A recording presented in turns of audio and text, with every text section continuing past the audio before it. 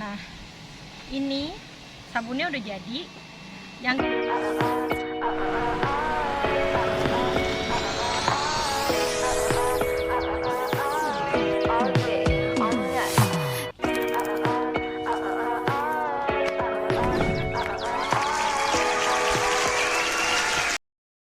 ketemu lagi sama Pekarangan Rinati.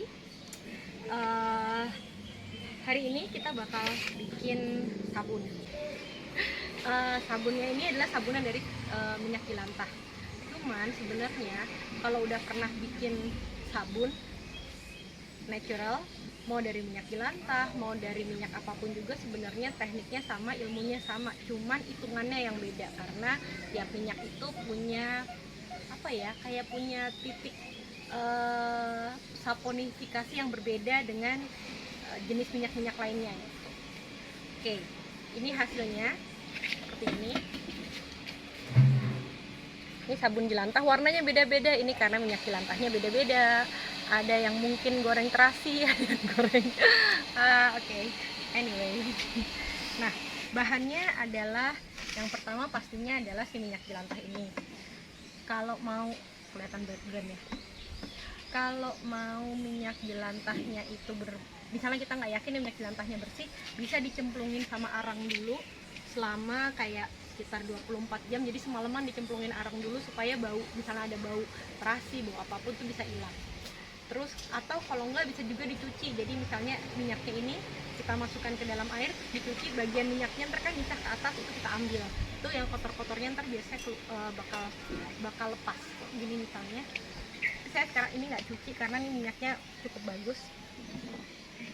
Jadi kalau misalnya minyaknya kita hitam banget, itu bisa dicuci dulu kayak begini. Nggak ada pengaduk, jadi kita aduknya pakai ini aja. Nah, ini kan diaduk dulu. Nah, udah kayak gitu, nanti tinggal didiamkan dulu sampai terpisah antara minyak sama airnya. Ini kan udah mulai misah nih. Dibias. Ntar kalau misalnya dia udah pisah banget, baru hanya bagian minyaknya aja yang kita ambil kayak gitu. Nah, kalau lihat bawahnya kan jadinya lebih kuning karena ini kotoran-kotorannya itu yang terlarut air, dia kebawa sama airnya. Oke. Itu bahan pertama pastinya minyak jelantah. Yang ini kita pakainya hitungannya adalah untuk minyak jelantah kelapa sawit ya, emang standar biasanya ada. Bahan keduanya adalah si basah kuat, suka disebut namanya lye. Ini yang kita gunakan adalah soda api atau NaOH. Ini kita gunakan NaOH karena kita mau bikinnya tuh sabun batangan. Kalau kita mau bikinnya jadi sabun cair, jenis soda basah kuat yang dipakai juga beda lagi, KOH. Nah, itu bahan kedua. Bahan kedua ini, soda api ini harus diperlakukan dengan hati-hati. Dia kalau kena, namanya soda api karena kalau misalnya kita kenain ke air, dia tuh langsung panas gitu. Jadi kalau misalnya kita pakai ini, kita harus pakai sarung tangan, jangan dipegang dengan tangan kosong, apalagi kalau tangannya basah. Dan bahan yang terakhir adalah air, lambang kehidupan. Air ini dia yang akan menggabungkan antara si semua reaksi kimia antara si soda api sama minyak dan air ini, terjadi proses penyabunan atau saponifikasi sehingga dia berubah menjadi sabun. Oke, bahannya udah ada. Langkah alatnya yang pertama adalah kita butuh baskom, pengaduk. Nih, lihat tulisannya ada adukan sabun. Tulisannya jelek, tapi kenapa? Karena kalau bisa adukan yang kita pakai buat bikin sabun ini jangan dicampur sama adukan yang buat masak, nanti jadi dicampur-campur. Kemudian adukan, kemudian tentu saja ini cetakannya. Ini cetakan yang saya pakai, ini cetakan silikon, tapi sebenarnya kalau saya pakai cetakan silikon karena memudahkan pada saat dibuka, dia gampang banget, tinggal pluk jatuh. Tapi kalau misalnya mau hemat tanpa beli, bisa pakai bekasnya minuman susu UHT. Itu tinggal dipotong aja atasnya, dituang, dia jadi cetakan kotak. Setelah cetakan, kita juga bisa pakai ini hand blender. Hand blender ini gunanya adalah penggantinya adukan. Jadi sebenarnya kalau udah pakai adukan nggak perlu pakai hand blender, tapi kalau pakai hand blender bikin kerjanya tuh jadi cepet banget dibandingin kalau pakai adukan. Jadi nanti kalau kita ngaduk itu butuh sekitar 10 menit, hand blender paling sekitar 3-4 detik, nggak ada yang lebih deh, mungkin sekitar 10-20 detik itu bakal udah jadi. Oke, sekarang langkah-langkahnya. Yang pertama adalah menimbang. Bikin sabun itu kegiatan kimia, that's why makanya segala sesuatunya harus ditimbang, karena udah ada hitungannya. Jadi bukan kayak, dia mirip kayak bikin kue kali ya, segala sesuatunya tuh harus terukur. Beda sama kalau misalnya kita bikin sesuatu yang bisa dikira-kira. Nah, ini nggak bisa dikira-kira. Oke, yang pertama kita timbang adalah minyak jelantahnya.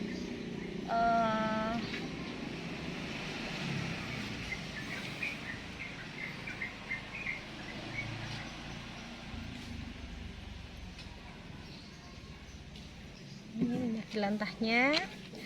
Kemudian yang kedua adalah airnya. Airnya itu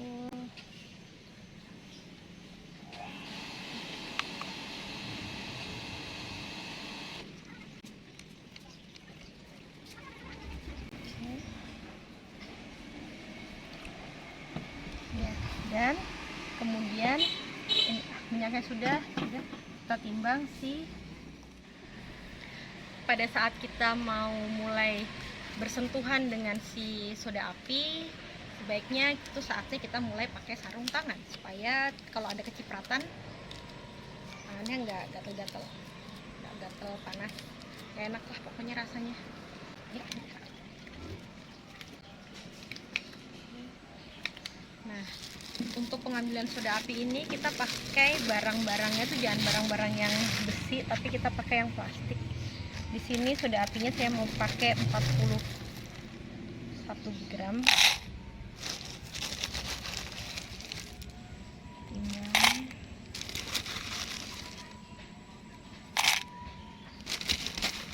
Kalau ngeliat si soda api ini selalu teringat sama gula halus, tapi jangan coba-coba iseng dimasukin mulut ya, kurang kerjaan benar.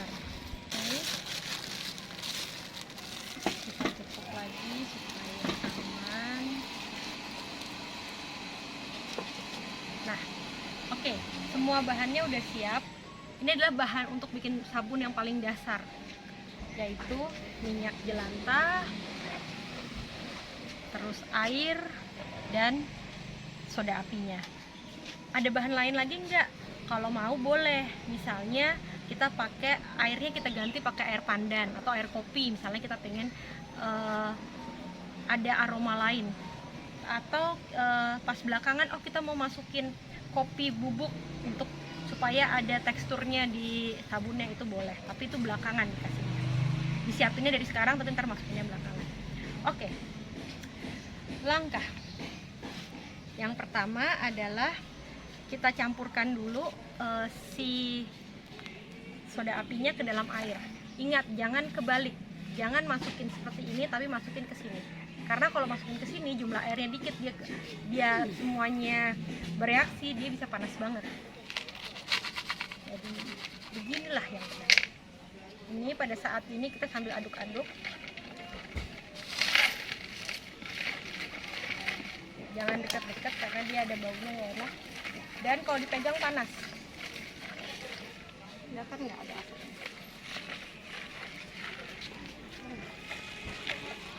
Ini kita larutin banget. Ini tuh ada asapnya tuh, kelihatan nggak? Ini asap. Karena emang ada reaksi kimia antara mereka berdua. Ketika sudah larut dan suhunya agak turun, kita masukkan pelan-pelan ke dalam. Nah, kalau ini boleh terserah mau masukin minyak sini atau minyak sini. Saya biasanya masukin minyaknya ke dalam ini supaya pelan-pelan terjadi sapronifikasinya. Nah, ini kita masukin pelan-pelan begini sambil terus diaduk.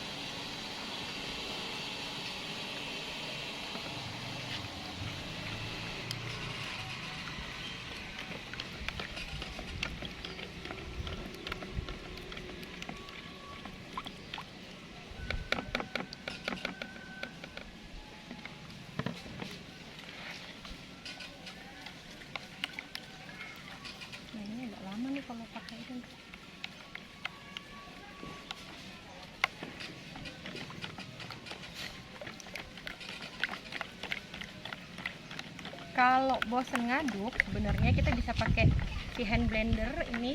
Kalau pakai hand blender bakal cepet banget karena dia langsung keaduk rata. Ciri-cirinya kalau udah jadi adalah kalau dia sudah mulai trace, artinya warnanya berubah. Terus kalau diangkat dia nggak kayak begini, nggak cair, tapi jadi kayak semi padatan. Jadi proses pengadukan ini membantu proses kimiawinya supaya lebih cepat juga.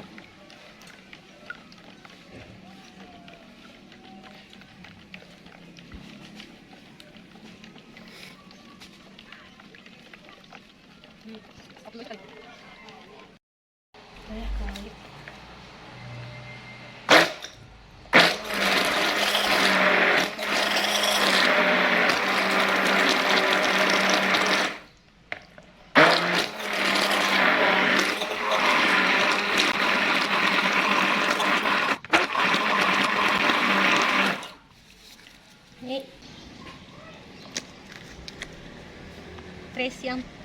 trace ini sebenarnya juga bisa dicapai dengan hanya pakai adukan, cuman waktunya lebih lama. Kalau sudah kayak begini kita tinggal cetak.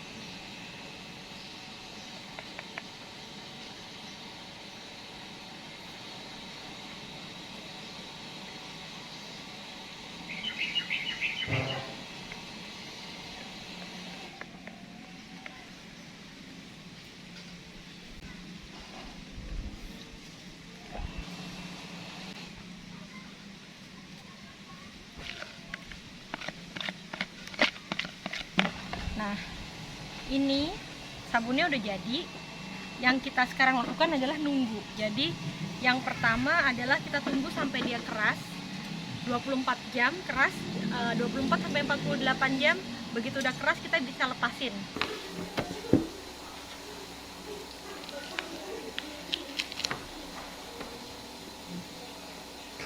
Dia bentuknya akan udah seperti ini. Cuman sabun yang baru jadi itu belum langsung bisa dipakai. Kita masih harus proses lagi, proses untuk didiamkan dulu selama sekitar 2-3 minggu. Nah, kalau misalnya dia, kenapa harus didiamkan gitu? Supaya proses yang, kan sekarang ini proses kimiawinya masih terjadi, jadi mungkin masih ada soda api di dalamnya yang belum tersaponifikasi. Dengan proses pendiaman itu dia akan lepas tuh si soda apinya, sehingga dia pH-nya berubah menjadi pH basa dan aman untuk dipakai. Kalau udah kayak begini, ini udah cukup lama nih, waktunya udah lebih dari 3 bulan, udah bisa dipakai. Gampang kan bikinnya? Kalau ada yang mau bikin bareng-bareng atau pengen juga bikin tapi dengan pakai bikin workshop, atau juga pengen bikin tapi nggak mau kalau sendirian, maunya ditemenin, silakan bisa datang ke Pekarangan Rinati. Nanti kita bisa bikin bareng-bareng di sini. Hubungi saja kami, ya. Terima kasih, sampai ketemu.